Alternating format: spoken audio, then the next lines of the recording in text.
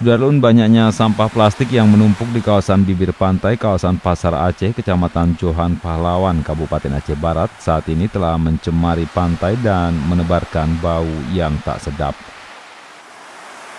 Saat ini aroma bau busuk dari sampah-sampah bercampur dengan bangkai ikan itu kian menyengat dan dirasakan mengganggu saat angin berhembus ke perumahan warga di kawasan sekitar pantai itu.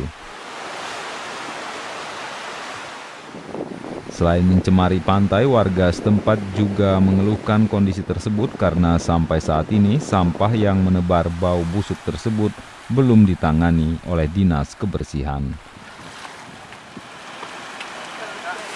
Seperti yang kita lihat di belakang ini, penumpukan sampah di salah satu lokasi di Kampung Pasar Aceh di Melabuh yang merupakan dekat dengan tempat wisata. Dan di ujung sana mungkin nampak di situ merupakan kafe yang tertib, merupakan salah satu tujuan para pengunjung wisata di area Melabuh.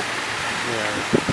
Jadi harapan kita kepada dinas terkait apa nih Pak untuk dibersihkan? Kita sangat berharap baik kepada dinas terkait maupun kepada masyarakat kita sendiri mempunyai kesadaran agar sama-sama menjaga supaya laut maupun pantai kita di sini tetap terjaga bersih sehingga siapapun yang berkunjung tetap betah.